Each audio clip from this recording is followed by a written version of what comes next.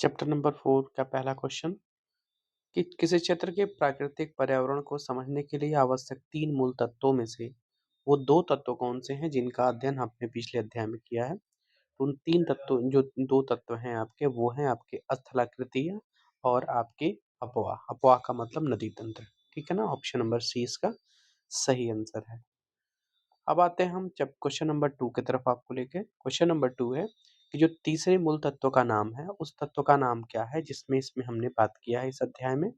उस तीसरे मूल तत्व का नाम है हमारे देश की जो वायुमंडलीय अव्यवस्था अवस्था है, जिसको हम जलवायु कहते हैं, वो है आपकी आपका तीसरा मूल तत्व। तो ऑप्शन नंबर सी क्या हो जाएगा? सही हो जाएगा।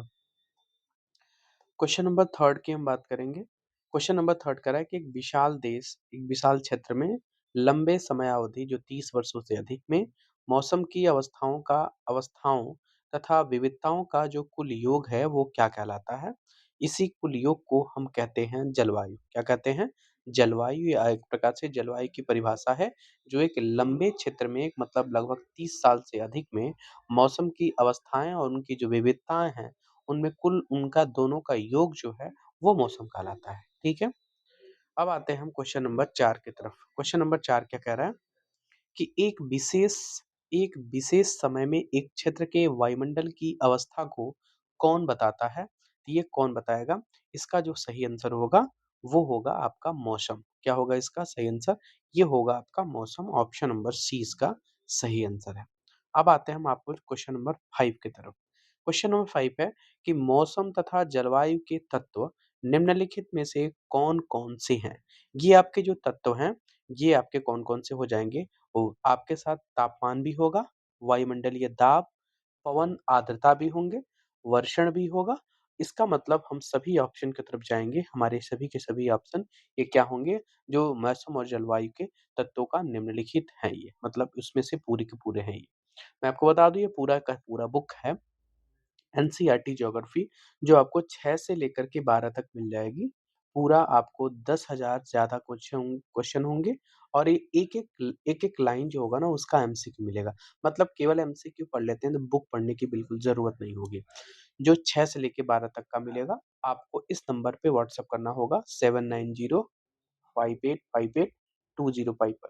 आप इस पे व्हाट्सएप करें और जानकारी प्राप्त कर सकते हैं। हिस्ट्री, जियोग्राफी, साइंस सबके एमसीक्यू अवेलेबल हैं। पॉलिटी अवेलेबल नहीं है अभी, तो आप इस नंबर को व्हाट्सएप करें और ले सकते हैं वहाँ से। ठीक है? बहुत मिनिमम प्राइस है। क्वेश्चन नंबर 6 की हम बात करें, क्वेश्चन नंबर 6 कह रहा है कि महीनों के औसत वायुमंडलीय अवस्था के आधार पर वर्ष को किसमें विभाजित किया गया है?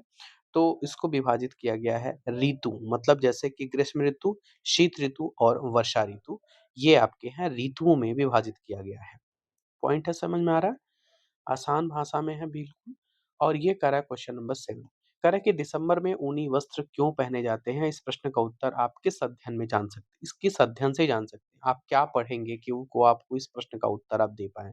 तो ये आप दे पाएँगे जब भारत की जलवायु के बारे में आप पढ़ेंगे, तो ऊनी वस्त्र हम कहाँ पहन सकते हैं, सूती वस्त्र कहाँ पहन सकते हैं, कहाँ पे गर्मी ठंडी ये सब किससे होती है?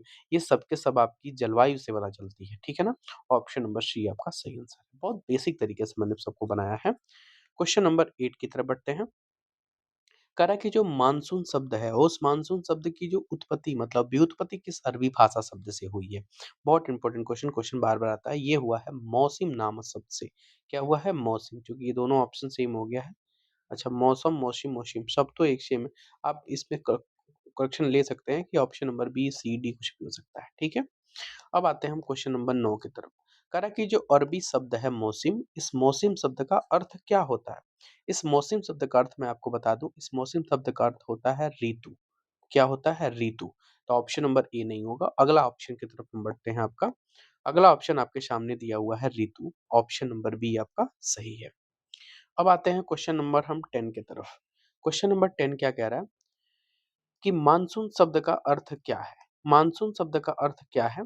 तो मानसून शब्द का अर्थ है कि एक वर्ष के दौरान जो वायु की दिशा में ऋतु के अनुसार जो भी परिवर्तन होते हैं, तापमान के अकॉर्डिंग नहीं, ऋतु के अकॉर्डिंग जो आपके परिवर्तन होंगे, वही आपके मानसून कहलाएँगे। ठीक है? अगला क्वेश्चन है कि भारत की जो जलवायु को किस प्रकार की जलवायु कहा जाता है? तो भारत की जलवायु को हम कह सकते हैं, किस प्रकार की जलवायु है? ये आपकी जलवायु है मानसूनी जलवायु। किस प्रकार की जलवायु है ये? ये मानसूनी जलवायु है। क्लियर है ना? अब आते हैं हम क्वेश्चन नंबर 12 की तरफ। क्वेश्चन नंबर 12 कह रहा है कि एशिया में क्या कह रहा है कि एशिया में मानसूनी जलवायु मुख्यतः किन क्षेत्रों में पाई जाती है? एशिया की बात करें, जैसे भारत की जलवायु मानसूनी है, वैसे एशिया में इस प्रकार की जो जलवायु देखने को मिलता है, वो मुख्यतः दक्षिण और दक्षिण-पूर्व में पाई जाती है। कहाँ? दक्षिण और दक्षिण-पूर्व में पाई जाती है। ऑप्शन नंबर बी सही है। अब आते हैं हम अगला क्वेश्चन, क्वेश्चन नंबर 13 कह रहा है कि जो देश देश की जो जलवायु अवस्था है उसमें कौन-सी भिन्नताएँ स्पष्ट रूप से क्या हैं तो मौजूद हैं। तो ये आपकी कौन से आंसर होगा इसका? ये होगा आपकी जो प्रादेशिक विभिन्नताएँ इसकी क्या हैं? आपकी मौजूद हैं। ऑप्शन नंबर बी सामाजिक, राजनीतिक, आर्थिक नहीं, ये प्रादेशिक रूप से। अब आते हैं हम क्वेश्चन नंबर 14 की तरफ आपको लेके। क्वेश्चन नंबर 14 क्या कह रहा है? कि गर्मियों में जो राजस्थान के जो मरुस्थल हैं, उस मरुस्थल में कुछ स्थानों का जो तापमान है, वो लगभग कितना पहुँच जाता है? तो जब हम बात करेंगे तो रात के तापमान बोला गर्मियों में राजस्थान में मरुस्थल में कुछ स्थानों का तापमान लगभग कितना पहुँच जाता है? मतलब कि मैक्सिमम की बात कर रहा है। तो ये पहुँच जाता है लगभग आपको 50 डिग्री सेल्सियस के आसपास। और वहीं रात की बात करेंगे तो रात में बहुत कम हो जाता है, मतलब रात में आपको 15 डिग्री सेल्सियस से कभी कम हो जाता है। ठीक है ना? अब अगला पॉइंट है आपका, यहाँ पे दे ही दिया है कि अब कह रहा है कि गर्मियों में जम्मू कश्मीर के जो पहलगाम में तापमान लगभग कितना हो जाता है? तो इसका जो सही आंसर है वो कितना है? वो है आपका लगभग 20 डिग्री सेल्सियस हो जाता है। ऑप्शन नंबर आपका बी सही है। 16 नंबर की तरफ बढ़ेंगे, वहीं सर्दियों की बात करेंगे, सर्दियों में जो जम्मू कश्मीर है, उसमें जो द्रास का तापमान, द्रास में सबसे ज़्यादा कोल्डेस्ट होता है रात इसमें, बहुत ठंडी होती है। तो इसमें क्या होता है, ये देखने को मिलता है आपको लगभग -45 डिग्री सेल्सियस। ऑप्शन नंबर आपका बी आपका सही है। ठीक है ना? अब आइए अगले क्वेश्चन की तरफ। अगला पॉइंट हमारा वहीं सर्दी की बात कर रहा है कि सर्दी की रात में कह रहा है कि तिरुवनंतपुरम में तापमान लगभग कितना हो सकता है? तो तिरुवनंतपुरम में तापमान लगभग आपको 22 डिग्री सेल्सियस देखने को मिलता है। ठीक है ना? ऑप्शन नंबर सी इसका ही सही है। 18 नंबर की हम बात करेंगे कि जब थार का मरुस्थल है, थार के मरुस्थल में दिन का जो तापमान है, वो 50 डिग्री सेल्सियस से हो तक होने पर उसी रात यह नीचे गिरकर लगभग कितना पहुँच जाता है? तो मैं बोला कि 45 सॉरी अ, दिन का वही 50 डिग्री सेल्सियस होता है, वही रात जब होती है, तो रात में गिर कर के ये लगभग 15 डिग्री सेल्सियस के आसपास होता है। तो कौन से ऑप्शन की तरफ हमें देखने को मिलेगा? ऑप्शन नंबर आपका सी आपका सही आंसर है। क्लियर है? 19 नंबर की तरफ बढ़ते हैं। 19 नंबर कह रहा है क्वेश्चन आपका कि केरल या अंडमान एवं निकोबार में दिन और रात के तापमान में क्या अंतर होता है? तो किस प्रकार का अंतर होगा? ज़्यादा होगा, कम होगा, किस प्रकार का अंतर होगा? तो ये जो अंतर देखने को आपको मिलेगा, ये है कि लगभग इसमें समान अंतर ही होते हैं। ऑप्शन नंबर आपका बी क्या होता है? लगभग समान होते हैं क्योंकि रात का तापमान मरुस्थलीय इलाका था ना कि 0 डिग्री सेल्सियस हो जाएगा। तो ये लगभग आपका क्या होते हैं? तो समान रहते हैं। ऑप्शन नंबर आपका बी सही है। क्वेश्चन नंबर 20 की तरफ बढ़ेंगे। क्वेश्चन नंबर 20 क्या कह रहा है कि हिमालय में जो वर्षण है वो अधिकतर किस रूप में होता है? तो हिमालय में जो वर्षण होते हैं वो अधिकतर रूप में आपको हिम का मतलब बर्फ के रूप में होते हैं। ठीक है ना? ऑप्शन नंबर आपका बी सही है। उम्मीद करते हैं आपको समझ में आ रहा है। प्लीज़ समझ में आ रहा है तो सेशन को एक बार शेयर ज़रूर कर दें और एक प्यारा-सा कमेंट करें आपको वीडियो कैसी लगी। मैंने फिर से बोला, जिनको 6 से लेकर के 12 तक एनसीईआरटी का जो आपका एमसीक्यू चाहिए, वो लेना चाहते हैं तो आपको 7905858205 पर आप व्हाट्सएप कर सकते हैं या नीचे जो टेलीग्राम का लिंक है डिस्क्रिप्शन में, वहाँ पे जाकर के आप अपनी बातों को बता सकते हैं, पूछ सकते हैं।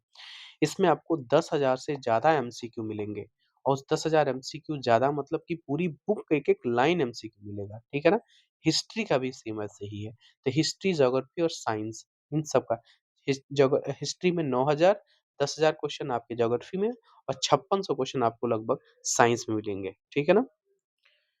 20 के बाद से हम 21 नंबर की तरफ बढ़ते हैं। 21 नंबर क्वेश्चन है कि देश के शेष भाग में वर्षण अधिकतर किस रूप में होता है? जब देश के अलग-अलग भागों की बात करेगा, तो इसमें जो होगा, इसमें ये जो वर्षण होंगे वो वर्षा के रूप में होंगे। ऑप्शन नंबर आपका बी सही है। 22 नंबर हम देखते हैं। 22 नंबर क्वेश्चन कह रहा है कि भारत में जो सर्वाधिक वार्षिक वर्षण है, वो लगभग 400 सेंटीमीटर कहाँ होता है? तो 400 सेंटीमीटर की बात करेंगे तो सबसे ज़्यादा मेघालय में होता है। ऑप्शन नंबर आपका सी सही है। 22 की बात से हम 23 नंबर की तरफ बढ़ते हैं। 23 नंबर क्वेश्चन क्या कह रहा है? 23 नंबर क्वेश्चन कह रहा है कि भारत में सबसे कम वर्षा वार्षिक वर्षण मतलब सबसे कम वर्षा की बात करें तो लगभग 10 सेंटीमीटर से भी कम कहाँ होता है? तो ये होता है पहला बात कि लद्दाख में और दूसरा होता है पश्चिमी राजस्थान में। ऑप्शन नंबर आपका सी इसका सही आंसर है। 23 के बाद से हम 24 की बात करेंगे। कह रहा है कि जब देश के अधिकतर भागों में वर्षा के किस महीने में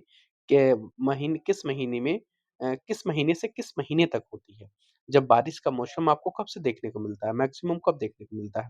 ये देखने को मिलता है जब जून में आपको मौसम आता है और जून से लेकर के आपको देखने को मिलता है लगभग कब तक? तो सितंबर तक। यही होता है ना बारिश का मौसम का समय। तो ऑप्शन नंबर आपका सी सही है। सबसे पहले आपका जो मौसम आता है वो केरल में आता है और उसी सप्ताह में आपको देखने को मिलता है असम भी। असम में आपको उसी सप्ताह देखने को मिलता है। चलिए, अगले पॉइंट की तरफ आते हैं। 25 नंबर क्वेश्चन कह रहा है, भारत के किस क्षेत्र में अधिकतर वर्षा अक्टूबर और नवंबर माह में होती है? तो ये अक्टूबर और नवंबर माह में जो बारिश होती है, वो आपको तमिलनाडु के क्षेत्र में देखने को मिलती है। ये है ऑप्शन नंबर आपका डी। ये लौटते हुए पश्चिमी विक्षोभ के कारण यहाँ पे बारिश देखने को मिलती है। लगभग नवंबर, दिसंबर, अक्टूबर में जब ठंडी होता है तब। कह रहा है कि 25 के बाद से 26 देखने को मिलेगा। कह रहा है कि 26 नंबर में सामान्य रूप से जो तटीय क्षेत्र हैं, उसमें तापमान में अंतर कैसा रहता है? तो जब तापमान में अंतर की बात करेंगे, तो ये होता है बहुत ही कम इसमें अंतर देखने को मिलता है। ऑप्शन नंबर आपका बी। 27 नंबर जो क्वेश्चन देखते हैं। 27 नंबर कह रहा है कि देश के आंतरिक भागों में किस प्रकार का अंतर अधिक होता है? इसमें मौसमी या ऋतुनिष्ठ का अंतर सबसे ज़्यादा देखने मतलब ऋतुओं में अंतर देखने को मिलते हैं। व काफ़ी वहाँ पे मौसमी दशाओं में भी अंतर देखने को मिलती हैं। ठीक है ना? ऑप्शन नंबर बी आपका सही है। वहीं हम आते हैं आपको 28 नंबर क्वेश्चन की तरफ लेकर के अगले पेज पे। 28 नंबर क्वेश्चन की बात कर रहा है। कह रहा है कि उत्तरी मैदान में वर्षा की जो मात्रा है सामान्यतः किस दिशा से किस दिशा की होती है? ये उत्तरी मैदान की बात कर रहा है। जब उत्तरी मैदान की बात करेंगे तो वहाँ जो बारिश होती है ना, वो पूर्व से लेकर के पश्चिम की ओर होती है। कब? पूर्व से लेकर के पश्चिम। इसलिए तो पश्चिम की तरफ हमारी जो वर्षा होती है कम होती है। मतलब मरुस्थलीय इलाका है जैसे मान लीजिए गुजरात, राजस्थान इलाका आपका पश्चिमी क्षेत्र होता है, वहाँ पर धीरे-धीरे बारिश की मौसम धीरे-धीरे घटती चली जाती है। और सबसे ज़्यादा बारिश आपको पता है कि भारत में मासिन डाम में मेघालय में देखने को मिलती है। अब अगला पॉइंट है आपका 29 नंबर। 29 नंबर क्वेश्चन कह रहा है कि जलवायु की जो 2 ये प्रादेशिक विभिन्नताएँ हैं, जो लोगों के जीवन में किस रूप में देखने को मिलती है? उनके भोजन में, उनके वस्त्रों में, उनके घरों के प्रकारों में, यानी सभी के सभी चीज़ों में उनको बदलाव देखने को मिलेगा। मतलब ज़ाहिर-सी बात है जिस प्रकार का वहाँ का मौसम होगा, इस प्रकार का वहाँ का खान-पान होगा। मान लो ठंडी है तो उसी प्रकार से वहाँ पे वस्त्र पहने जाएँगे। मान लो बरसात ज़्यादा हो रही, किस प्रकार से घर बनाएँगे कि बरसात के पानी यहाँ पे घर पे ना रुके। उस प्रकार से घर भी बनाया जाएगा, तो ये सभी के सभी प्रारूप आपको देखने को मिलते हैं। अब आते हैं हम 29 के बाद से 30 नंबर। राजस्थान में घरों की दीवारें मोटी और छतें चपटी क्यों होती है? इसलिए रीज़न क्या है इसका? अच्छा रीज़न समझ में आ रहा है, आपको बता सकते हैं इसमें। कि क्योंकि जो मोटी दीवारें जो होती हैं ना, वो गर्मी के अंदर आने से रोकती हैं। ज़ाहिर-सी बात है वहाँ पे गर्मी ज़्यादा होती है, दीवारें मोटी होंगी तो जल्दी से गर्मी अंदर आ नहीं पाएगी और जो चपटी जो छत होती है वो जल संग्रह में सहायक होती है। मतलब कि या ठंडी हवाओं के लिए। मतलब वहाँ पे उन लोग जल को संग्रहण करते हैं, इकट्ठा करते हैं जो बाद में उसको पीने काम में या जो भी काम में उनका उपयोग होगा उसके काम में आएँगे और ठंडी हवाओं के लिए भी इनकी जो छतें होती है ना, वो चपटी होती हैं। क्लियर है? तो ऑप्शन नंबर आपका ए जो है वो आपका सही है। अब आइए हम अगले पॉइंट की तरफ बढ़ते हैं। 30 के बाद से अब 31st नंबर क्वेश्चन है। 31st नंबर क्वेश्चन देखते हैं। 31st नंबर क्वेश्चन कह रहा है कि जो तराई का जो क्षेत्र है, गोवा और मैंगलोर में घरों की छतें ढाल वाली क्यों होती हैं? ढाल वाली इसलिए होती हैं, इसका रीज़न ये है कि जो जब अत्यधिक न ज़्यादा से ज़्यादा वर्षा होगी, तो जल को हम आसानी से वहाँ से बहने देने के लिए मतलब आसानी से पानी लुढ़क करके नीचे चला जाएगा और जो हमारा या तो घर है या जो भी फसल है, उनको हम आसानी से वहाँ पे रोक सकते हैं। वो तराई क्षेत्रों में जैसे गोवा, मंगलोर के घरों में इस प्रकार की सॉरी घर की बात करें तो फसल कहाँ से आ जाएगी? मतलब घर को मतलब वहाँ पे पानी इकट्ठा ना हो और ये पानी अधिक से अत्यधिक वर्षा के कारण जल आसानी से निकल सके, बह सके। 32 क्वेश्चन नंबर देखते हैं। 32 नंबर क्वेश्चन क्या कह रहा है? ध्यान दें। अच्छा क्वेश्चन है 32 नंबर कि असम में प्रायः कुछ घर बाँस के खंभों मतलब स्टिल्ट पर क्यों बने होते हैं? इसलिए बने होते हैं कि वहाँ पर जब बाढ़ आती है और नमी होती है, तो उस बाढ़ और नमी की सुरक्षा से घरों की सुरक्षा को प्रदान करने के लिए यहाँ पर आपके बाँस के खंभे के घर बनाए जाते हैं। कहाँ बनाए जाते हैं ये भी याद रखिएगा, तो असम में बनाए जाते हैं। Clear point? अगला, अगला देखते हैं। 32 के बाद से हम 33 की तरफ बढ़ते हैं। 33 नंबर क्वेश्चन कह रहा है कि किसी भी क्षेत्र की जो जलवायु है, उस जलवायु को नियंत्रित करने वाले जो प्रमुख कारक हैं, वो कितने हैं? तो कुल आपके 6 प्रमुख कारक हैं। कौन-कौन से हैं आपके 6 प्रमुख कारक? ये देखिए 6 प्रमुख जो कारक हैं आपके सामने, वो आपको आपके जो बुक में हैं, वो देखने को मिलेगा। पहला है अक्षांश, क्या है?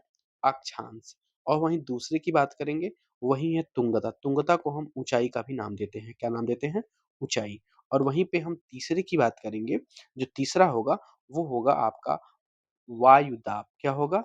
वायु दाब। वहीं चौथे की बात करेंगे, तो चौथा जो होगा, ये होगा समुद्र से कितनी दूरी है, तो समुद्र से आपकी दूरी हो जाएगी, ठीक है? 5वें नंबर की बात करेंगे, 5वां नंबर आपका जो महासागरीय धाराएँ हैं, क्या हैं आपकी? महासागरीय महासागरीय धाराएँ और वहीं छठे की बात करेंगे तो ये हो जाएगा जो उच्चावच के लक्षण हैं मतलब कितने ऊँचे हैं ये आपके लक्षण। तो ये 6 प्रकार के लक्षण आपको देखने को मिलते हैं। ऑप्शन नंबर आपका सी आपका सही है। क्लियर है पॉइंट? 33 समझ में आया? अब आते हैं हम 34 की तरफ।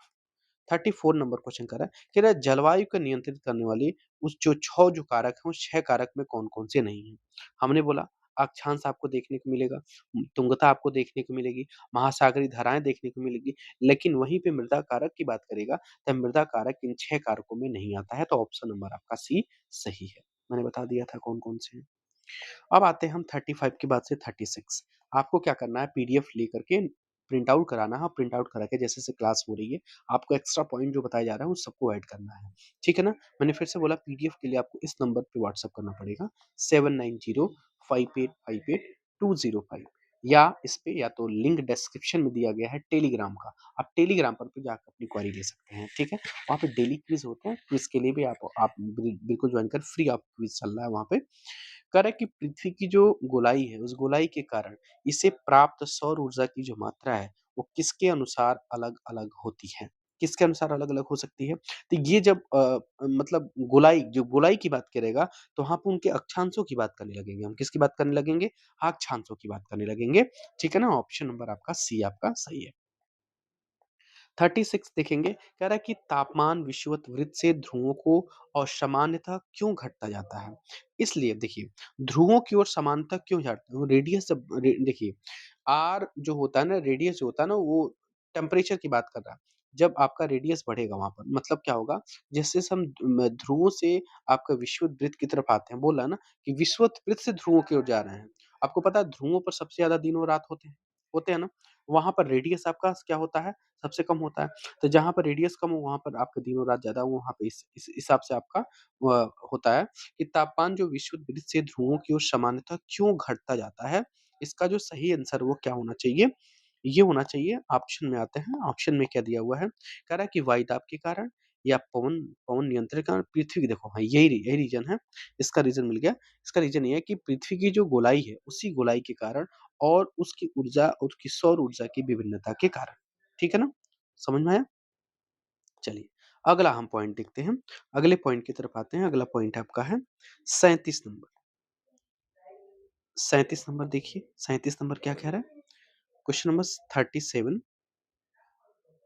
1 मिनट हाँ, 37 नंबर कह रहा है कि जब कोई व्यक्ति पृथ्वी की सतह से ऊँचाई की ओर जाता है, याद रखिएगा, जब कोई वस्तु पृथ्वी से ऊँचाई की ओर जाता है, तो वायुमंडल की जो सघनता होती है और तापमान पर क्या होता है? देखिए, वायुमंडल की सघनता कम हो जाएगी, ठीक है?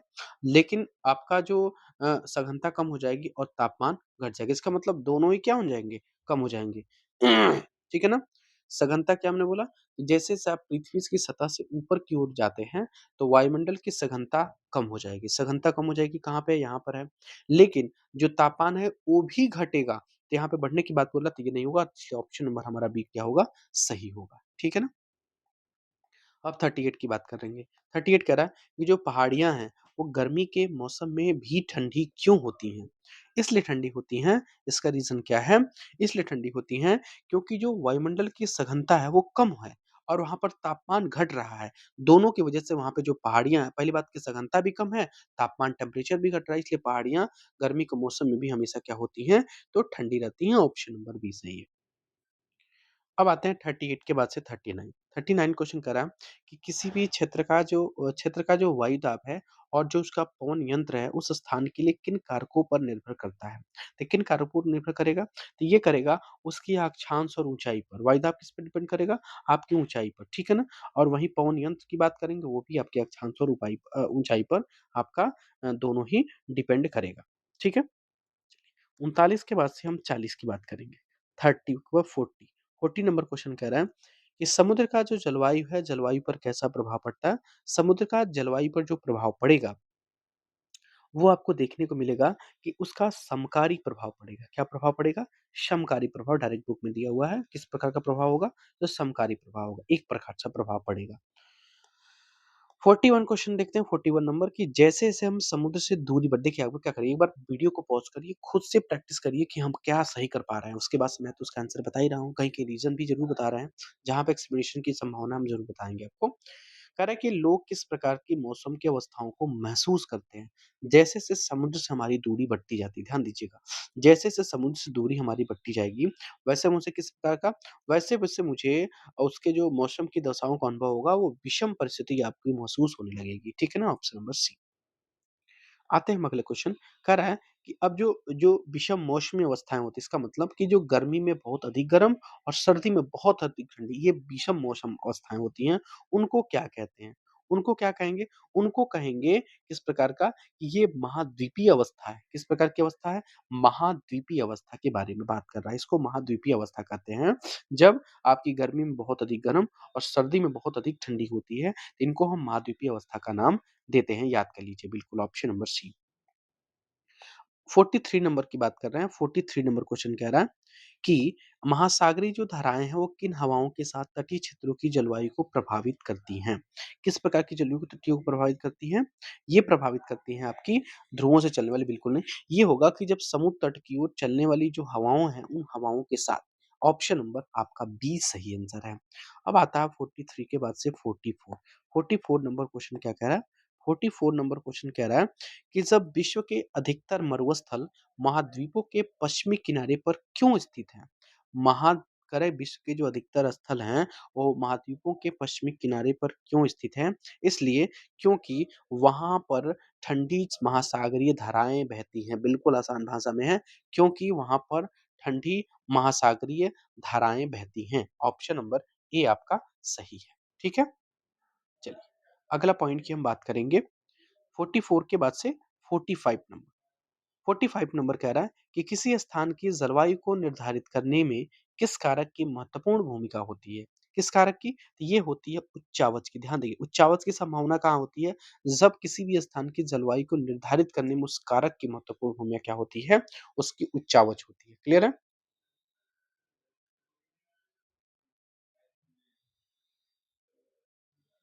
अगले क्वेश्चन की तरफ बढ़े हम। अगला क्वेश्चन क्या कह रहा है? क्वेश्चन नंबर हमारा 46 है। 46 नंबर क्वेश्चन कह रहा है कि जो ऊँचे पर्वत हैं, ऊँचे पर्वत ठंडी अथवा गर्म वायु को किस प्रकार प्रभावित करते हैं? किस प्रकार प्रभावित करेंगे ये? ये प्रभावित करेंगे, वे उन्हें अवरोधित करते हैं। क्या करते हैं? अवरोधित करते हैं, मतलब कि वो उनको रोकते हैं। ऑप्शन नंबर आपका बी। 43 के बाद से 46, 46 के बाद से 47, 47 नंबर की बात करें, कह रहा है कि यदि पर्वतों की ऊंचाई इतनी हो कि ये वर्षा लाने वाले वायु के रास्तों को रोकने में सक्षम हो, तो वे उस क्षेत्र में क्या कर सकते हैं? वे उस क्षेत्र में क्या कर सकते हैं? वे उस क्षेत्र में वर्षा का कारण बन सकते हैं। ऑप्शन नंबर बी, वर्षा का कारण बन सकते हैं। क्यों? क्योंकि पर्वतों की ऊँचाई इतनी अधिक है कि जो भी आपकी वर्षा लाने वाली जो वायु के रास्ते हैं, वो रोकने में सक्षम हो जाती हैं और क्षेत्र में क्या करते हैं तो वर्षा का कारण बना देते हैं। 47 के बाद से 48, 48 नंबर क्वेश्चन बोला है कि पर्वतों के पवन विमुख ढाल अपेक्षाकृत कैसे रहते हैं? तो ये जो कैसे रहते हैं, ये रहते हैं आपके किस प्रकार से रहेंगे? तो ये सूखे रहेंगे। किस प्रकार से रहेंगे? सूखे। ऑप्शन नंबर आपका बी आपका सही है। पर्वतों के जो पवन विमुख ढाल होते हैं, वो क्या होते हैं? सूखे होते हैं। 1 मिनट मैं इसके क्वेश्चन को थोड़ा-सा मैं चेक करना चाहता हूँ, 1 मिनट। अगला क्वेश्चन वो सही है, सूखा ही होगा। भारत के मध्य भाग से होकर के कौन-सा वृत्त गुजरता है? तो ये गुजरता है आपका कौन-सा? तो कर्क वृत्त, ठीक है ना? अगला पॉइंट है आपका 50 नंबर क्वेश्चन कि जो कर्क वृत्त है, ध्यान दीजिएगा, जो आपका कर्क वृत्त दिया है वो पश्चिम में कहाँ से लेकर के पूर्व में मिज़ोरम से होकर के गुजरती है? तो ये होती है गुजर के कहाँ से? कच्छ के रण से होकर के। कहाँ से? पश्चिम में कहाँ से? तो कच्छ के रण से और पूरब में मिज़ोरम से होकर के गुजरती है। वहीं बात करेंगे जो मित्र पर गमछा झार है, वही इस स्टेट का जो कर्क रेखा से होकर गुजरने वाले राज्यों की बात करता है। कह रहा है कि कर्क जो वृत्त है देश के लगभग कितने भाग से होकर के गुजरता है? ये लगभग आधा भाग से होकर के गुजरता है। ऑप्शन नंबर आपका बी सही है। वहीं बात करेंगे 52 की। 52 नंबर बोल रहा कि देश का लगभग आधा भाग कर्क वृत्त से दक्षिण में स्थित है, जो किसी कटिबंधीय क्षेत्र के अंतर्गत आता है। तो किस कटिबंधीय क्षेत्र के अंतर्गत आएगा ये? तो ये आएगा आपका उष्णकटिबंधीय क्षेत्र में। और जो वहीं दक्षिण उत्तर की बात करेंगे, उपोष्णकटिबंधीय क्षेत्र में आएगा। देखिए क्वेश्चन अगला देखते हैं। देखिए अगला क्वेश्चन आ भी गया। कह रहा है कि कर्क वृत्त के उत्तर में स्थित शेष भाग किस कटिबंधीय क्षेत्र में आता है? तो ये आता है उपोष्ण कटिबंधीय क्षेत्र में। तो हम बोल सकते हैं कि जो भारत की जो जलवायु है, उष्ण और उपोष्ण दोनों कटिबंधीयों दोनों का समावेश है। ठीक है ना? अगला पॉइंट 53 के बाद से 54 की बात करेंगे हम। 54 नंबर क्वेश्चन कह रहा है भारत की जलवायु में किन 2 प्रकार की विशेषताएँ उपस्थित होती हैं? तो ये उपस्थित हैं उष्णकटिबंधीय और उपोष्णकटिबंधीय। ऑप्शन नंबर आपका सी। अब अगला पॉइंट की हम बात करेंगे 55। कह रहा है कि भारत के उत्तर में स्थित हिमालय है, वो पर्वत की औसत ऊँचाई लगभग कितनी है? औसत ऊँचाई की बात करेंगे तो ये 6000 मीटर है, ठीक है ना? कितने मीटर है? 6000 मीटर की औसत ऊँचाई देखने को मिलती है। वहीं भारत के जो तटीय क्षेत्र है, उस तटीय क्षेत्र में इसकी ऊँचाई बहुत ही कम होती है। ये मात्र के मात्र 30 मीटर के आसपास आपको देखने को मिलती है। ऑप्शन नंबर सी। 56 के बाद से 57 कह रहा है 57 नंबर कि जो हिमालय पर्वत है वो सेंट्रल एशिया से जो आने वाली जो हवाएँ होती हैं, सेंट्रल एशिया में ज़्यादा ठंडी पड़ती है, हमारे हिमालय की अपेक्षा। कह रहा है कि वहाँ की हवाओं को भारतीय उपमहाद्वीप में आने से रोकता है। इसलिए बोलते हैं भारत का प्रहरी है, तो किसको रोकने से रोकता है? जो हमारी ठंडी हवाएँ होती हैं, इन ठंडी हवाओं को आने से क्या करता है वो? तो रोकता है। चलिए, देखते हैं किस ऑप्शन में दिया गया है। ऑप्शन नंबर हमारा सी इसका सही आंसर है, ठंडी धरा। मैं आपको आपको जब रिवीजन का टाइम मैं आपको ये भी दे दिया हूँ, आपके पीडीएफ में डायरेक्ट था, इसलिए मैंने उसी को कॉपी करके यहाँ पे डायरेक्ट मैं आपको पढ़ा रहा हूँ, उसी पीडीएफ को पढ़ा रहा हूँ। तो जिन भाई-बहन को पीडीएफ लेना हो, वो इस नंबर पे व्हाट्सएप कर लें 79058585855205 या आपको लिंक में सारा चीज़ मिल जाएगा, वहाँ पे जाकर के आप कॉन्टैक्ट कर सकते हैं। इस पे व्हाट्सएप 10,000 प्लस आपको एमसीक्यू मिलेंगे इसमें, ठीक है ना? मज़ा आ जाएगा पढ़ने में। कह रहा है कि 58 नंबर क्वेश्चन कह रहा है हिमालय पर्वतों के कारण इस क्षेत्र में किस क्षेत्र की तुलना में ठंडी कम होती है? तो सेंट्रल एशिया में बताया सेंट्रल एशिया की तुलना में ठंडी यहाँ पर कम पड़ती है इसलिए क्योंकि वहाँ की ठंडी हवाओं को वो रोक देता है। चलिए अगला पॉइंट है कि भारत में जलवायु और उससे संबंधित जो मौसमी अवस्थाएं हैं वो कितनी कितनी वायुमंडलीय अवस्थाओं में संचालित होती हैं? ये आपकी 3 वायुमंडलीय अवस्थाओं में संचालित होती हैं। भारत में जो संचालित करने वाली वायुमंडलीय अवस्थाएँ हैं, उनमें कौन-कौन से शामिल नहीं हैं? आप बताएँगे कौन-कौन से इसमें शामिल नहीं हैं?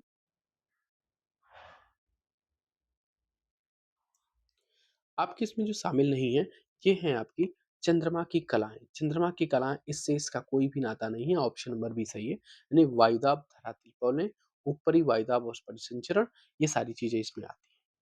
अगला पॉइंट अगला पॉइंट है आपकी भारत। भारत किस पवन क्षेत्र में स्थित है? भारत किस पवन क्षेत्र में स्थित है? तो भारत किस पवन क्षेत्र में स्थित है? आप बताएँ? भारत किस पवन क्षेत्र में स्थित है? ये स्थित है आपकी उत्तर-पूर्वी व्यापारिक पवनों में यानी ट्रेड विंड्स के अंतर्गत ये स्थित है। ऑप्शन नंबर आपका सी सही है। 61 के बाद से 62 की बात करेंगे हम। 62 नंबर क्वेश्चन कह रहा है कि जो उत्तर पूर्वी व्यापारिक पौने हैं, वो उत्तरी गोलार्ध के किस दाब पट्टियों से उत्पन्न होती हैं? किस दाब पट्टियों से उत्पन्न होती हैं? ये होती हैं उपोष्णकटिबंधीय उच्च दाब, क्योंकि उत्तर हमारा उपोष्ण होता है, उपोष्णकटिबंधीय उच्च दाब क्षेत्रों के अंदर होती हैं। ऑप्शन नंबर आपका सी।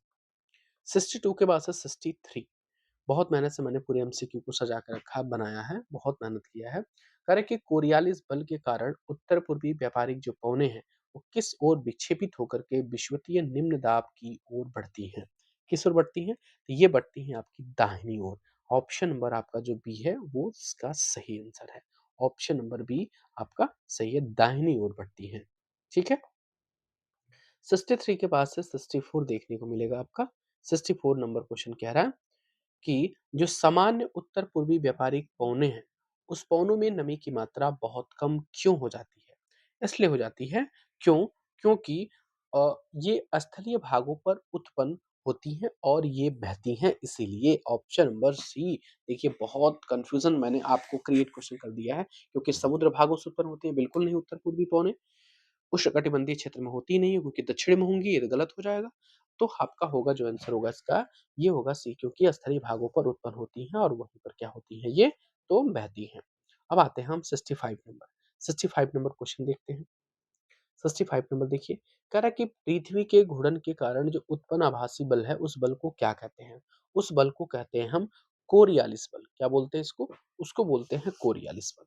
मतलब जो पृथ्वी के घूर्णन के कारण होती है, और इसी बल के कारण जो पौने होती हैं, वो उत्तरी गोलार्ध में दाहिनी और दक्षिणी गोलार्ध में आपको बाईं ओर विक्षेपित देखने को मिलती है। और लास्ट में आकर के इसी नियम को हम फेरल का नियम के नाम से भी हम जानते हैं। ठीक है ना? हो सकता है अगले क्वेश्चन में आपको देखने को मिले ये। 65 के बाद से 66 आ गया। देखिए, कह रहा है कि कोरियालिस बल के कारण जो पौने होती हैं, वो उत्तरी गोलार्ध में किस ओर विक्षेपित हो जाती हैं? जब उत्तरी गोलार्ध में बात करेंगे, तो उत्तरी गोलार्ध में वो दाहिनी ओर विक्षेपित हो जाती है। किधर? दाहिनी ओर। ठीक है ना? ऑप्शन नंबर आपका बी सही है।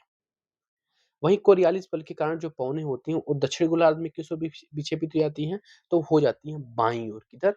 बाईं ओर, सीधा मतलब उल्टा हो जाता है। ऑप्शन नंबर आपका बी। 67 नंबर देखिए, कोरियालिस बल के नियम को और किस नाम से भी हम जानते हैं? तो इनको जानते हैं हम फेरल के नियम के नाम से। फेरल के नियम के नाम से हम इनको जानते हैं। ऑप्शन नंबर आपका बी। कह रहा है कि शीत ऋतु में जब हिमालय के उत्तर में किस प्रकार का दाब उत्पन्न होता है? तो शीत ऋतु में बोला ना, कि शीत ऋतु में आपका वहां पर उच्च दाब उत्पन्न होता है। ऑप्शन नंबर आपका बी सही है। 69 के बाद से 70, कि शीत ऋतु में हिमालय के उत्तर में उत्पन्न ठंडी शुष्क हवाएं किस क्षेत्र में बहती हैं? किस क्षेत्र में बहती हैं आपकी? ये बहती हैं आपकी दक्षिण में। आपकी देखिए, ऑप्शन देखते हैं कौन सा दिया है। कह रहा है कि उत्तर में उत्तर में उच्च दाब वाले स्थलीय क्षेत्रों, बिल्कुल गलत। दक्षिण में निम्न दाब और महासागरीय क्षेत्र। ऑप्शन नंबर आपका बी सही है। अब कह रहा है कि 71 नंबर क्वेश्चन कह रहा है कि ग्रीष्म ऋतु में कहाँ निम्न दाब का उत्पन्न क्षेत्र उत्पन्न होता है? कहाँ क्षेत्र उत्पन्न होता है? ये होता है कि आंतरिक एशिया और उत्तर पूर्वी भारत के ऊपर। ऑप्शन नंबर आपका सी इसका सही आंसर है। चलिए, 71 के बाद से हम 72 की बात करेंगे। 72 नंबर क्वेश्चन देखेंगे। 72 कह रहा है कि ग्रीष्म ऋतु में वायु की दिशा में परिवर्तन क्यों होता है? ग्रीष्म ऋतु में वायु की दिशा में परिवर्तन क्यों होता है? क्योंकि आंतरिक एशिया और उत्तर पूर्वी भारत के ऊपर उत्पन्न निम्न दाब क्षेत्र के कारण। ऑप्शन नंबर आपका सी इसका सही आंसर है। कह रहा है कि 72 के बाद से 73 नंबर क्वेश्चन कह रहा है कि ग्रीष्म ऋतु में वायु किस क्षेत्र के उच्च दाब वाले क्षेत्रों से प्रवाहित होती है? होती है किधर? ये होती है हिंद महासागर। ऑप्शन नंबर आपका सी इसका सही आंसर है। 73 के बाद से 74, 74 कह रहा है कि हिंद महासागर से दक्षिण पूर्वी दिशा में बहते हुए विषुवत वृत्त को पार कर दाहिनी ओर मुड़ते हुए भारतीय उपमहाद्वीप पर स्थित निम्न दाब की ओर अगला क्या है, इसी क्वेश्चन में ही, अब लंबा क्वेश्चन है। बहने वाली जो पौने हैं, उसको किस नाम से जाना जाता है? उसको बोलते हैं दक्षिणी पश्चिमी मानसून पौने। क्या बोलते हैं इसको? दक्षिणी पश्चिमी मानसून पौने। जो क्या होती हैं, ये महासागरों से ऊपर होकर के बहती हैं। ठीक है ना? महासागरों से होकर के ऊपर बहती हैं और ये नमी धारण करती हैं और भारत की मुख्य भूमि पर आकर के ये वर्षा करा देती है। ठीक है ना? अगला पॉइंट देखते हैं इसमें। क्वेश्चन देखते हैं, क्वेश्चन नंबर 75। 75 नंबर क्वेश्चन क्या कह रहा है? 75 नंबर देखते हैं कि दक्षिण पश्चिमी जो मानसून पवने हैं वो भारत की मुख्य भूमि पर वर्षा क्यों कराती है? इसलिए क्योंकि ये सीधे हिमालय से आती हैं। क्या आती हैं? ये सीधे हिमालय से आती हैं। नहीं, ये कोश महासागरों के ऊपर बहती हैं और वहां पे नमी ग्रहण करती हैं और आकर के हमारी जो मुख्य भूमि है भारत की, वहां पर ये बारिश करा देती हैं। ऑप्शन नंबर बी आपका सही है। अब अगला क्वेश्चन 76 नंबर। 76 नंबर क्वेश्चन कह रहा है कि जो मानसूनी जलवायु है, उस मानसूनी जलवायु की विशेषता क्या है? मानसूनी जलवायु की विशेषता है कि एक विशिष्ट मौसमी प्रतिरूप होता है। ठीक है ना? ऑप्शन नंबर आपका जो सी है वो सही है। अगला पॉइंट हम 77। 77 नंबर क्वेश्चन क्या कह रहा है? कह रहा है कि 77 नंबर कि मौसम की अवस्थाओं में एक ऋतु से दूसरी ऋतु में बहुत अधिक परिवर्तन कहाँ परिलक्षित होते हैं? कहाँ परिलक्षित होते हैं ये? ये होते हैं आपके देश के आंतरिक भागों में। कहाँ होते हैं? देश के आंतरिक भागों में, नौकी तटीय क्षेत्रों में। ठीक है? अगले पॉइंट की तरफ बढ़ते हैं। अगला पॉइंट हमारा क्या है? 77 के बाद से हम आते हैं 78 की तरफ। 78 नंबर क्वेश्चन कह रहा है कि भारत के मुख्य रूप से कितनी ऋतुओं को पहचाना जा सकता है? भारत में कितनी ऋतुओं को पहचाना जा सकता है? भारत में 4 ऋतुओं को पहचाना जा सकता है। देखिए दिया है, ऑप्शन नंबर आपका जो सी है वो 4 ऋतुएँ पहचाना जा सकता है। भारत में जो पहचानी जाने वाली 4 ऋतुएँ हैं, वो कौन-कौन सी हैं? तो कौन-कौन सी ऋतुएँ हैं भैया? तो पहला शीत ऋतु है, ग्रीष्म ऋतु है और मानसून के आगमन के कारण कौन-कौन सा है ये? 79 मानसून के आगमन के और वापसी का काल या ग्रीष्म, वर्षा, शरद और बसंत, इन दोनों में कन्फ्यूजन है ना? बुक में क्या दिया है? जैसे दिया है वैसे हम जानेंगे। पहला है शीत, ग्रीष्म, मानसून के आगमन और वापसी का काल जो होता है, ऑप्शन नंबर आपका बी सही है। कह रहा है कि उत्तरी भारत में शीत ऋतु कब से कब तक? शीत ऋतु जो होती है मतलब कि कब से कब तक होती है? जैसे मान लीजिए शुरू कब से होता है? दिसंबर से तो शुरू नहीं होता है। कब से? यानी मध्य नवंबर से शुरू होता है और लगभग फरवरी और मार्च के लगभग स्टार्टिंग में ही आकर के लगभग खत्म हो जाता है। तो ऑप्शन नंबर हमारा बी सही है। भारत के जो उत्तरी भाग में सबसे ठंडे महीने कौन से होते हैं? आप बताइए, सबसे ठंडा महीना कौन-सा होता है? अक्टूबर नवंबर तो होगा नहीं, फरवरी मार्च तो होगा नहीं, अप्रैल में तो गर्मी होती है, कौन-सी होती है? ये होता है दिसंबर और जनवरी, ऑप्शन नंबर आपका बी। 81 के बाद से 82, 82 नंबर क्वेश्चन कह रहा है कि शीत ऋतु में तापमान में परिवर्तन की क्या प्रवृत्ति होती है? इसकी प्रवृत्ति क्या है? ये देखने को मिलता है कहाँ? ये जो प्रवृत्ति है, ये है कि दक्षिण से जब हम उत्तर की ओर बढ़ते हैं, तो बढ़ने पर ये घटता जाता है। क्या होता है? घटता जाता है, ठीक है? क्वेश्चन नंबर 83 की तरफ बढ़ते हैं। 83 नंबर क्वेश्चन क्या कह रहा है? 83 नंबर क्वेश्चन कह रहा है कि जो शीत ऋतु में पूर्वी तट पर स्थित चेन्नई का औसत तापमान किसके बीच होता है? तो ये देखने को औसत तापमान जो होता है, ये होता है 24 डिग्री सेल्सियस से लेकर के लगभग 25 डिग्री सेल्सियस के आसपास। Option number B. 84 number question कह रहा है कि शीत ऋतु में उत्तरी मैदान में औसत तापमान किसके बीच में होता है?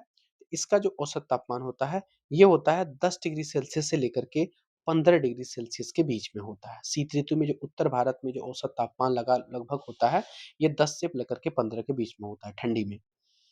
कह रहा है कि 84 से लेकर के 85 नंबर क्वेश्चन की तरफ बढ़ते हैं। जो शीत ऋतु है, उसमें उत्तरी भारत में दिन और रात की जो अवस्था होती है, वो कैसी होती है? तो देखिए, शीत ऋतु में जो दिन होते हैं और रात उत्तरी भारत में, ये दोनों के दोनों ही ठंडे होते हैं। ना कि दिन गरम म कि ऐसा कुछ नहीं होता है इसमें। दोनों के दोनों क्या होते हैं ये, जो ठंडे होते हैं। मतलब अ, दिन गर्म, रातें ठंडी नहीं, रातें भी ठंडी होती हैं, दिन भी गर्म होता है। अपेक्षाकृत की बात करेंगे तो अपेक्षाकृत दिन थोड़ा-सा गर्म होंगे, लेकिन रातें तो बिल्कुल ठंडी होंगी, ठीक है ना? तो ये रातें गरम तो बिल्कुल हटा दो। मतलब हम ऑप्शन नंबर 4 की तरफ बढ़ सकते हैं, लेकिन अपेक्षाकृत जो दिन होते हैं, वो थोड़े से तो गर्म होंगे। ऑप्शन नंबर आपका जो सी है, वो सही है। दोनों बराबर लगभग नहीं होते हैं। कह रहा है कि उत्तर भारत में शीत ऋतु में कौन-सी मौसमी घटना सामान्य है? कौन-सी मौसमी घटना सामान्य है? ये है आपका तुषारपात, मतलब जिसको हम पाला या ओस के जमुना के नाम से जानते हैं। ऑप्शन नंबर आपका बी सही है। 86 के बाद से 87 नंबर क्वेश्चन कह रहा है कि शीत ऋतु में कौन-सी पवनें देश में प्रवाहित होती हैं? तो शीत ऋतु में वही जो दक्षिण-पश्चिमी मानसून जो होती है ना, ये होती हैं आपकी प्रवाहित होती हैं, ठीक है ना? अ, दक्षिण-पश्चिम मानसून तो नॉर्मल हो गया ना, ये होती उत्तर-पूर्वी व्यापारिक पवनें, कौन-सी होती हैं? उत्तर-पूर्वी व्यापारिक जो पवनें होती हैं, वो होती हैं ऑप्शन नंबर आपका सी इसका सही आंसर है, ठीक है ना? चलिए, अगले पॉइंट की तरफ बढ़ते हैं। अगला पॉइंट क्या कह रहा है? उत्तर-पूर्वी जो व्यापारिक पवनें होती हैं, वो पवनें स्थल से समुद्र की ओर बहती हैं। इसलिए देश के अधिकतर भाग में मौसम कैसा होता है? अधिकतर भाग में जो मौसम होता है, वो होता है लगभग शुष्क हो जाता है, ठीक है ना? 89 नंबर कह रहा है कि उत्तर-पूर्वी जो व्यापारिक पवनें हैं, उन पवनों के कारण किस तट पर कुछ मात्रा में बारिश होती है? ये होती है तमिलनाडु के तट पर। कहाँ होती है? तमिलनाडु के तट पर बारिश देखने को मिलती है। अब आते हैं हम 89 के बाद 90 कह रहा है कि तमिलनाडु के तट पर उत्तर-पूर्वी व्यापारिक पवनों से वर्षा क्यों होती है? यह अच्छा क्वेश्चन है, क्यों होती है? इसलिए क्योंकि यहाँ की ये पवनें समुद्र से स्थल की ओर बहती हैं। कहाँ से? समुद्र से स्थल, स्थल से समुद्र नहीं, समुद्र से स्थल की ओर बहती है। ऑप्शन नंबर हमारा बी सही। 90 के बाद से 91 91 क्वेश्चन कह रहा है कि जो शीत ऋतु में देश के उत्तरी भाग में किस प्रकार का दाब क्षेत्र बन जाता है?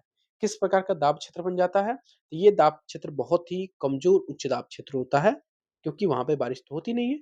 बहुत कम दाब क्षेत्र आपका उत्पन्न होता है। अगला 91 के बाद से हम 92 की तरफ बढ़ते हैं।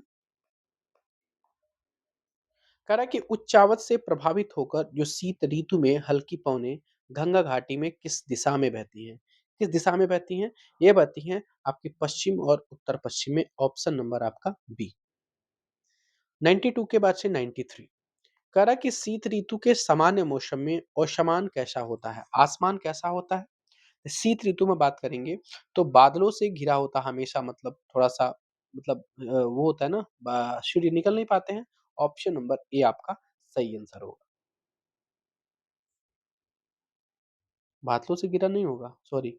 आपका ये होगा इसका जो सही आंसर होगा, सॉरी, ये साफ होगा, क्योंकि बारिश तो होती नहीं है ना, तो बादलों से घिरा कहाँ से होगा? तो साफ होगा, बहुत ही क्लीन होता है आपका जो आसमान होता है। 93 के बाद से 94 कह रहा है 94 नंबर कि शीत ऋतु के सामान्य मौसम में पौने कैसी होती है? ये पौने जो होती हैं वो शिथिल होती हैं और हमेशा परिवर्तित होती रहती हैं। Option number A. वहीं बात करेंगे 95 नंबर की, जो शीत ऋतु में जो उत्तरी पौने होती हैं, कह रहा है शीत ऋतु में जो उत्तरी मैदान में पश्चिमी और उत्तर पश्चिम में किसका अंतर्वाह एक विशेष लक्षण है? क्या विशेष लक्षण है? ये होता है चक्रवाती विक्षोभ। क्या होता है? चक्रवाती विक्षोभ। 95 के बाद से 96 96 कह रहा है कि शीत ऋतु में उत्तरी मैदानों में आने वाली कम दाब वाली प्रणाली कहाँ उत्पन्न होती है? कहाँ उत्पन्न होती है? ये उत्पन्न होती है आपकी हिंद महासागर में नहीं, बल्कि ये भूमध्य सागर में होती है। कहाँ होती है? भूमध्य सागर में। हाँ, ये होता है ऑप्शन कि भूमध्य सागर और पश्चिमी एशिया के ऊपर होती हैं। Option number B. 97 नंबर की बात कर रहा है कि शीतकाल में जो चक्रवाती विक्षोभ हैं, वो किसके साथ भारत में प्रवेश करते हैं? तो ये करते हैं पश्चिमी विक्षोभ के कारण, ये भारत में क्या करते हैं? तो प्रवेश कर जाते हैं। अगला पॉइंट 97 के बाद से 98 98 नंबर को आ रहा है कि जो पश्चिमी चक्रवाती विक्षोभ हैं, इसके कारण जो शीतकाल में मैदान में क्या होता है? शीतकाल में जो मैदान में क्या होता है? तो इसमें बारिश होती है। क्या होती है? वर्षा होती है, हिमपात नहीं होता है, बारिश बारिश होती है। 99 नंबर की बात करेंगे। 99 नंबर कह रहा है कि शीतकाल में पर्वतों पर हिमपात किसके कारण होता है? किसके कारण होता है शीतकाल में? तो ये होता है जो पश्चिमी चक्रवाती विक्षोभ हैं, उनके कारण होती है, उन्हीं के कारण बारिश होती है। ऑप्शन नंबर आपका बी सही है। कह रहा है कि शीतकाल में होने वाली जो वर्षा है, शीतकाल में जो होने वाली वर्षा है, जिसे स्थानीय तौर पर हम महावट के नाम से जानते हैं। किस नाम से? ये भी क्वेश्चन आ गया। शीतकाल में जो बारिश होती है, उसको हम महावट के नाम से तो जानते हैं। ये बात समझ में आया? लेकिन किस प्रकार की फसलों के लिए बहुत ही महत्वपूर्ण होती हैं? किस प्रकार की फसलों के लिए? तो ये जो आपकी रबी फसल होती है, उन फसलों की, क्योंकि ठंडी के मौसम में तो यही होती हैं, रबी फसल की ये काफ़ी इम्पोर्टेंट होती है, मानी जाती है। हमने 100 क्वेश्चन लगभग कंप्लीट कर दिया है। इसमें लगभग 170 या 80 क्वेश्चन के आस-पास लगभग क्वेश्चन होंगे। अब हम आते हैं आपको 101 नंबर क्वेश्चन की तरफ लेकर के। 101 नंबर क्वेश्चन कह रहा है कि प्रायद्वीपीय भागों में शीत ऋतु में स्पष्ट नहीं होती है। क्या शीत ऋतु में स्पष्ट नहीं होती है? ये आपकी जो समुद्री पवनों के जो प्रभाव हैं, उनके कारण कम उच्च वायु के कारण आपकी उत्पन्न होती है। ठीक है ना? समुद्री पवनों, ध्यान दीजिएगा, जो समुद्री पवनों के प्रभाव के कारण प्रायद्वीपीय भागों में जो तापमान के जो प्रारूप में वो कैसा परिवर्तन होता है? कैसा परिवर्तन होता है? इसमें कोई भी परिवर्तन आपको मतलब 9 के परिवर्तन के बराबर आपको देखने को मिलते हैं। 103 नंबर प्रैक्टिस मेरे साथ करिए आप। कह रहा है 103 नंबर कि सूर्य के किस ओर आभासी गति के कारण भूमंडलीय ताप पट्टी उत्तर की तरफ खिसक जाती है? खिसक खिसक खिसक जाती है?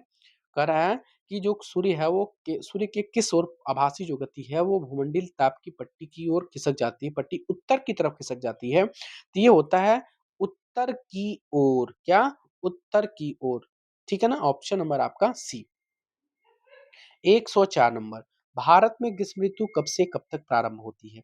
सबको पता है कब से? तो मार्च से लेकर के मई, लगभग इसमें आपकी ग्रीष्म ऋतु प्रारंभ हो जाती है। ऑप्शन नंबर आपका सी होता है। चलिए, अगला पॉइंट है 105 नंबर कि मार्च महीने में जो दक्कन के पठार है, उसका उच्च तापमान लगभग कितना होता है? उसका उच्च तापमान लगभग आपको देखने को मिलता है, कितना? लगभग आपको 38 डिग्री सेल्सियस देखने को मिलता है। ऑप्शन नंबर आपका बी सही है। अब आइए, अब अगला पॉइंट हमारा कि जो अप्रैल महीना है, अप्रैल महीने में जो मध्य प्रदेश है और गुजरात है, उसका तापमान लगभग कितना देखने को मिलता है? बहुत ज़्यादा गर्मी होती है, लगभग औसत तापमान की बात कर रहा है ना, औसत नहीं, लगभग कितना देखने को मिलता है? ये देखने को मिलता है लगभग 42 डिग्री सेल्सियस और उच्च की बात करेंगे, तो आपको देखने को मिला था 50 डिग्री सेल्सियस। कह रहा है कि मई के महीने में देश के उत्तरी पश्चिमी भागों का जो तापमान है वो लगभग सामान्यतः कितना हो जाता है? ये लगभग आपको 45 डिग्री सेल्सियस देखने को मिलता है। ऑप्शन नंबर आपका सी। 108 नंबर, 108 नंबर, प्रायद्वीपीय भारत में समुद्री जो प्रभाव है उस प्रभाव के कारण तापमान कैसा होता है? ये तापमान आपका बहुत ही कम देखने को मिलते हैं, क्योंकि वहां पर समुद्र का प्रभाव है। 109 नंबर, 109 नंबर 9 नंबर की क्वेश्चन है कि आपका जो ग्रीष्मकाल है, ग्रीष्मकाल में देश के उत्तरी भाग में तापमान और वायुदाब में क्या परिवर्तन होता है? इसमें जो परिवर्तन देखने को मिलते हैं, ये आपके तापमान में वृद्धि होगी और वायुदाब में कमी होगी। ऑप्शन नंबर आपका जो बी है वो सही है। 109 के बाद से 110, 110 नंबर है कि मई के अंत में उत्तर पश्चिम में थार के रेगिस्तान से लेकर पूर्व में छोटा नागपुर पठार तक किस प्रकार का क्षेत्र उत्पन्न होता है? ये आपका उत्पन्न होता है कम दाब का लंबवत क्षेत्र। कम दाब का लंबवत क्षेत्र, ऑप्शन नंबर आपका सी। 110 के बाद से 111 कह रहा है कि ग्रीष्म काल का एक प्रभावी लक्षण लू क्या है? ये लू क्या है? ये आपकी धूल भरी गर्म और शुष्क पवनें होती हैं। ऑप्शन नंबर आपका बी सही है। 111 के बाद से 112, 112 नंबर कि लू पौने किस समय भारत के उत्तर और उत्तर पश्चिम क्षेत्रों में चलती है? ये चलती है दिन के समय में, दिन के समय में लू चलती है। ठीक है ना? नहीं, देखते हैं कि बहुत ज़्यादा लू चल रहा है, हम निकल नहीं सकते हैं, तो ये थोड़ी-सी दिक्कत होती है ना सबके अंदर। अगला पॉइंट, अगला पॉइंट है आपका 113 नंबर, लू जो हवा है उसका सीधा प्रभाव कैसा हो सकता है? इसका सीधा प्रभाव बहुत ही घातक होता है, आरामदायक थोड़े होगा, घातक होगा। 114 नंबर, उत्तरी भारत में मई के महीने के दौरान सामान्यतः क्या आती हैं? तो सामान्यतः जो जो देखने को मिलती हैं, वो आपकी जो धूल भरी आंधियाँ होती हैं, वो देखने को मिलती हैं। Option number B. 115 number, 115 number थोड़ा-सा हम फास्ट चलेंगे अब। 115 नंबर है कि धूल भरी आंधियाँ अस्थायी रूप से आराम क्यों पहुँचाती हैं? अस्थायी रूप से आराम क्यों पहुँचाती हैं? क्योंकि वे तापमान को गर्म कर देती हैं और अपने साथ ठंडे समीर और हल्की वर्षा को लाती हैं। ऑप्शन नंबर आपका जो बी है, वो सही है। 115 के बाद से 116, 116 नंबर कह रहा है कि जो बैसाख के महीने में होने के कारण जो पश्चिम बंगाल में तीव्र हवाओं के साथ गरज वाली जो मूसलाधार बारिश होती है, उनको क्या बोलते हैं? उनको बोलते हैं काल बैसाखी। उनको हम काल बैसाखी के नाम से जानते हैं। 116 के बाद से 117 नंबर कह रहा है कि जो ग्रीष्म ऋतु के अंत में जो कर्नाटक है और केरल में प्राय किस प्रकार की बारिश होती है? किस प्रकार की बारिश होती है? इसमें पूर्व मानसूनी बारिश होती है। पूर्व मानसूनी बारिश होती है। 117 के बाद से 118 कह रहा है कि पूर्व मानसूनी वर्षा को प्राय आम्र वर्षा क्यों कहते हैं? इसको बोलते हैं आम्र वर्षा, क्योंकि ये आम के पेड़ों को नुकसान पहुँचाती है? बिल्कुल नहीं। उस समय आम को ये पका देती है, जब ये बारिश होती है ना, जो आम कच्चे होते हैं, नहीं बोलते आम लग गया है, तो आम जल्दी से क्या होते हैं, जल्दी से इसके कारण ये क्या हो जाते हैं, तो पक जाते हैं। ऑप्शन नंबर आपका जो सी है, वो आपका सही है। 118 नंबर 119 नंबर देखिए, 119 नंबर कह रहा है कि जून के प्रारंभ में उत्तरी मैदानों में किस प्रकार की अवस्था तीव्र हो जाती है? किस प्रकार की अवस्था? तो ये आपकी जो निम्न दाब होते हैं, इसकी अवस्था तीव्र होने लगती है। 120 नंबर 120 नंबर क्वेश्चन, उत्तरी मैदानों में तीव्र तीव्र निम्न दाब की जो अवस्था दक्षिणी गोलार्ध के किस पवनों को आकर्षित करती है? किसको? तो ये व्यापारिक पवनों को आकर्षित करती है। ऑप्शन नंबर आपका सी।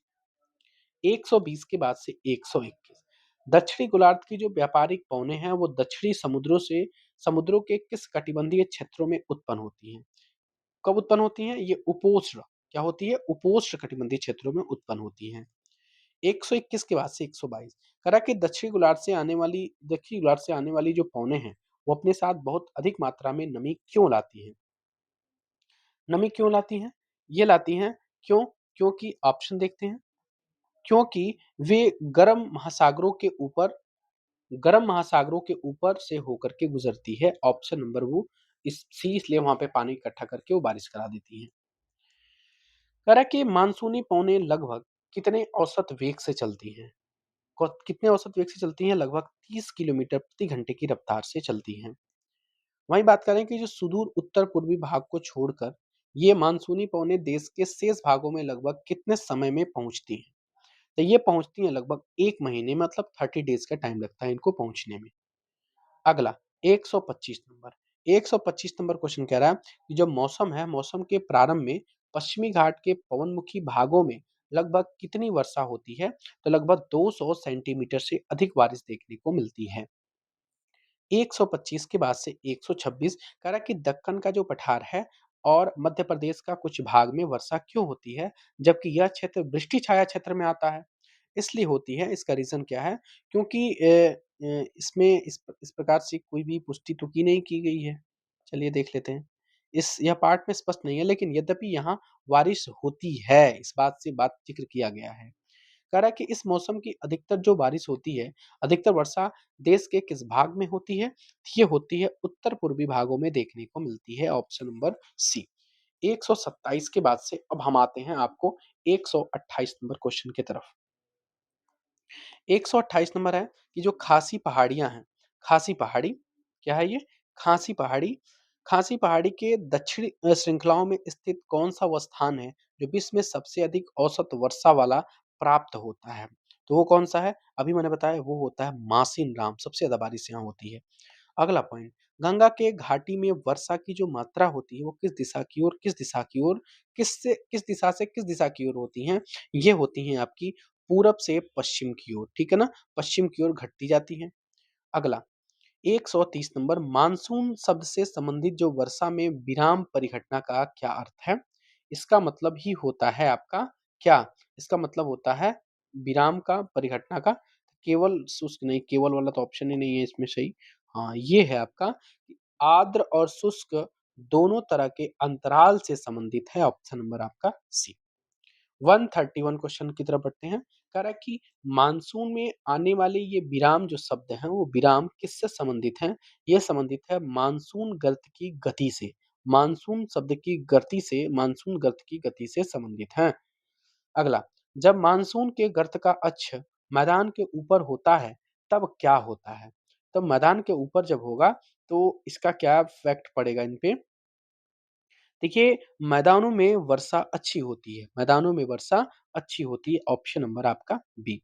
जब मानसून गर्त का अक्ष हिमालय के समीप चला जाता है, तब हिमालयी क्षेत्रों के में विनाशकारी बाढ़ें क्यों आती हैं?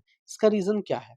इसका रीज़न ये है कि हिमालय की नदियाँ पर्वतीय जलग्रहण क्षेत्रों में विस्तृत वर्षा होने के कारण आती हैं विनाशकारी बाढ़ें, क्योंकि वहाँ पे नदी ओवरफ्लो होने लगती है और ये बाढ़ का एक कारण बन जाता है। 133 के बाद से 134, मानसूनी वर्षा की मात्रा और समय को कौन निर्धारित करता है? ये निर्धारित करता है उष्णकटिबंधीय निम्नदाब की तीव्रता और आवृत्ति। ऑप्शन नंबर आपका जो बी है, वो बिल्कुल इसका करेक्ट है। ठीक है ना? अब आते हैं हम 135 की तरफ लेकर के आपको। 135 नंबर देखिए, कह रहा है कि मानसून को इसकी किस विशेषता के लिए जाना जाता है? इसकी किस विशेषता के लिए? अनिश्चितता के लिए। किसके लिए? अनिश्चितता के लिए, स्थिरता के लिए नहीं, अनिश्चितता के लिए। 135 के बाद से 136 कह रहा है कि मानसून की अनिश्चितता के कारण देश के कुछ भागों में बाढ़ आती है, यही तो रीजन है। तो दूसरे भागों में क्या पड़ता है? जब एक तरफ से बाढ़ आएगी ना, तो दूसरी तरफ में आपका सूखा देखने को मिलेगा। ऑप्शन नंबर आपका बी। मानसून का आगमन और वापसी प्रायः कैसा होता है, जिसके कारण यह किसानों के कृषि कार्यों को प्रभावित करता है? ये करता है प्रायः अव्यवस्थित। प्रायः अव्यवस्थित, ऑप्शन नंबर आपका बी सही है। 137 के बाद से 138 ये कह रहा है अक्टूबर नवंबर के जो दौरान सूर्य की जो आभासी गति है वो किस दिशा की ओर होती है? किस दिशा की ओर होती है? ये होती है दक्षिण की तरफ। किधर होती है? दक्षिण की तरफ होती है। ऑप्शन नंबर आपका सी सही है। अब आते हैं हम 139 नंबर की तरफ। सूर्य के दक्षिण की ओर आभासी गति के कारण उत्तरी मैदानों के ऊपर क्या शिथिल हो जाता है? क्या शिथिल हो जाता है? आप बताएं, क्या शिथिल हो जाता है? ये मानसून गर्त या निम्न दाब वाला गर्त आपका शिथिल हो जाता है। ऑप्शन नंबर आपका सी। 140 नंबर क्वेश्चन कह रहा है, 140 नंबर है, जब शिथिल होते हुए निम्न दाब गर्त का स्थान धीरे धीरे कौन सी प्रणाली ले लेती है? ये आपकी जो लेती है, ये है आपका उच्च दाब प्रणाली। कौन लेती है? उच्च दाब प्रणाली। ऑप्शन नंबर आपका सी। 140 के बाद से 141 ये कह रहा है उच्च दाब प्रणाली स्थान लेने के कारण दक्षिण पश्चिमी मानसून पवनें कैसी हो जाती हैं? ये शिथिल हो जाती हैं तथा धीरे धीरे पीछे की ओर हटने लगती हैं। ऑप्शन नंबर आपका बी। 141 के बाद से 142 142 कह रहा है कि अक्टूबर के प्रारंभ में मानसून पवनें कहाँ से हट जाती हैं? तो मानसून पवनें कहाँ से हट जाती हैं? ये हट जाती हैं उत्तर मैदान से। कहाँ से? उत्तर मैदान से धीरे से दक्षिण मैदान की तरफ चली जाती हैं। 143 नंबर क्वेश्चन, 143 नंबर है कि अक्टूबर और नवंबर का जो महीना होता है, महीना किस ऋतु से किस ऋतु में परिवर्तन का काल होता है? ये परिवर्तन का जो काल होता है, ये कौन-सा है? ये ऑप्शन देखने को मिलेगा आपका, हाँ, ये ऑप्शन देखने को मिलेगा गर्म और ऋतु से शीत ऋतु में होता है। यानी गर्म वर्षा ऋतु से शीत ऋतु में होता है। 144 नंबर, मानसून की जो वापसी होने के आसमान पर क्या प्रभाव पड़ता है? तो आसमान और आसमान साफ और तापमान में लगभग वृद्धि हो जाती है। यही होता है ना? आसमान लगभग साफ और तापमान में लगभग आपको वृद्धि देखने को मिलता है। मानसून की वापसी के जो दौरान दिन का तापमान कैसा होता है जबकि रातें कैसी होती हैं? दिन का तापमान कैसा होगा और रातें कैसी होंगी? तो दिन का तापमान उच्च हो जाएगा, रातें ठंडी और काफ़ी सुहावनी होती हैं, बहुत अच्छा होता है। 145 के बाद से 146 146 है कि जो उच्च तापमान है और आर्द्रता है, उस अवस्था के कारण दिन का मौसम असह्य हो जाता है। इसे सामान्यतः किस नाम से जानते हैं? उसको बोलते हैं क्वार का उमस। नहीं बोलते हैं कि कितना उमस हुआ है, तो क्वार का जो उमस होता है हिंदी नाम है, हिंदी मंथ का नाम है क्वार। क्वार कार्तिक अगहन पूष माघ इस तरह होता है ना ये।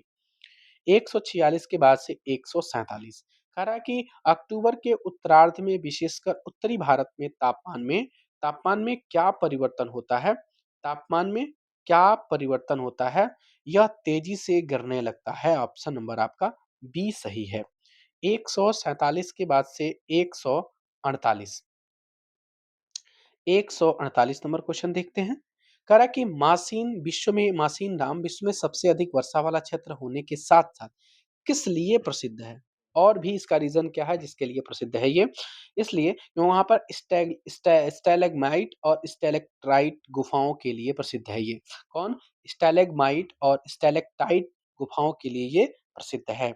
149 नंबर कह रहा है कि नवंबर के प्रारंभ में उत्तर-पश्चिम भारत के ऊपर वाली निम्न दाब अवस्था कहाँ स्थानांतरित हो जाती है? तो यह स्थानांतरित हो जाती है बंगाल की खाड़ी की तरफ। ऑप्शन नंबर आपका डी सही है। 149 नंबर कह रहा है कि निम्न दाब का यह स्थानांतरण किससे संबंधित होता है, जो अंडमान सागर के ऊपर उत्पन्न होता है। तो ये किससे उत्पन्न होता है? ये होता है चक्रवाती निम्न दाब के कारण। ये होता है चक्रवाती निम्न दाब के कारण। आप प्रैक्टिस कर रहे हैं ना? मजा आ रहा है ना आपको? यदि आपको 6 से 12 तक की हिस्ट्री हिस्ट्री, ज्योग्राफी, साइंस 6 से लेकर के 10 तक नोट्स भी मिलेंगे। इसमें 6 से 12 तक नोट्स, 6 से 10 तक नोट्स, 6 से 10 तक नोट्स। इसमें आपको 9000 प्लस एमसीक्यू, इसमें आपको 10000 प्लस एमसीक्यू, इसमें आपको 5600 प्लस एमसीक्यू और इन टेक्स्ट वाले क्वेश्चन, एक्सरसाइज वाले क्वेश्चन सबके मिलेंगे। इनके लिए आपको इस नंबर पे व्हाट्सएप करना पड़ेगा या आपको लिंक में डिस्क्रिप्शन में लिंक है वहां पर देना पड़ेगा। 79058582 ये 585820 पर व्हाट्सएप करना पड़ेगा। 150 के बाद से 151 ये चक्रवात सामान्यतः भारत के किस तट को पार करते हैं? ये पार करते हैं पूर्वी तट पे। ऑप्शन नंबर आपका सी सही है। 151 नंबर हम देखेंगे। 151 नंबर क्वेश्चन क्या कह रहा है? 151 नंबर कह रहा है कि ये चक अच्छा हो गया। 152 नंबर 152 152 कह रहा है कि इन चक्रवातों के कारण किस प्रकार की वर्षा होती है? इन चक्रवातों के कारण किस प्रकार की वर्षा होती है? ये होती है व्यापक और भारी वर्षा। ऑप्शन नंबर आपका सी। 152 के बाद से 153 कह रहा है कि उष्णकटिबंधीय चक्रवात प्रायः कैसे होते हैं? ये प्रायः होते हैं काफी विनाशकारी होते हैं। ऑप्शन नंबर आपका सी। 154 देखेंगे। 154 गोदावरी, कृष्णा, कावेरी नदियों के सघन आबादी वाले कौन से प्रदेश अक्सर चक्रवात आते हैं? ये चक्रवात आने के जो रीजन हैं वो डेल्टाई प्रदेश होते हैं। ऑप्शन नंबर आपका सी सही है। 155 नंबर की हम बात करेंगे। कह रहा है कि ये चक्रवात कभी-कभी भारत के किन तटीय क्षेत्रों में भी पहुंच जाते हैं? ये पहुंच जाते हैं आपके ओडिशा, पश्चिम बंगाल और बांग्लादेश। ऑप्शन नंबर आपका बी सही है। 156 नंबर की बात करेंगे। कह रहा है कि कोरोमंडल तट पर अधिकतर वर्षा किन मौसमी घटनाओं से होती है? ये मौसमी जो घटनाएं हैं वो किनसे होती हैं? ये क्या पश्चिमी विक्षोभ से, क्या लू ये होती है इन्हीं चक्रवातों और इन्हीं की अवदाबों के कारण होती है। ऑप्शन नंबर आपका सी। 157 नंबर की हम बात करेंगे। कह रहा है कि पश्चिमी तट के भागों और उत्तर पूर्वी भारत में लगभग कितनी वार्षिक वर्षा होती है? लगभग आपको देखने को मिलेगा 400 सेंटीमीटर के आसपास। ऑप्शन नंबर आपका सी। 158 नंबर 158 नंबर है कि पश्चिमी राजस्थान और इससे सटे पंजाब, हरियाणा, गुजरात के भागों में कितनी वर्षा होती है? तो ये आपको देखने को मिलेगा, ये 60 सेंटीमीटर से भी कम बारिश देखने को मिलती है। ऑप्शन नंबर आपका सी सही है। 159 नंबर की तरफ बढ़ते हैं। कह रहा है कि दक्षिणी पठार के आंतरिक भागों में सह्याद्री के पूर्व में वर्षा की जो मात्रा होती है वो समान रूप में कम क्यों होती है? इसका कम होने का रीजन है कि यह क्षेत्र वृष्टि छाया क्षेत्र के अंतर्गत पड़ता है, पहले ही हम बताए थे। 160 नंबर 160 नंबर क्वेश्चन कह रहा है, 160 नंबर कि जम्मू कश्मीर के क्या कह रहा है कि जम्मू कश्मीर के किस स्थान पर वर्षण की मात्रा काफी कम होती है? तो वर्षण की मात्रा सबसे ज्यादा कम जो देखने को मिलती है वो है आपकी लेह लद्दाख। ऑप्शन नंबर आपका सी सही है। अब आते हैं हम 161 नंबर की तरफ आपको लेकर के 160 161 नंबर क्वेश्चन क्या कर ओ, एक मिनट।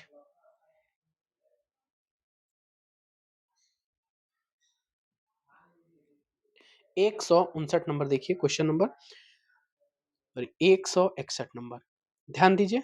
कह रहा है कि सॉरी देश के शेष हिस्सों में वर्षा की जो मात्रा होती है वो कैसी रहती है? ये रहती है लगभग मध्यम होती है। ऑप्शन नंबर आपका सी सही है।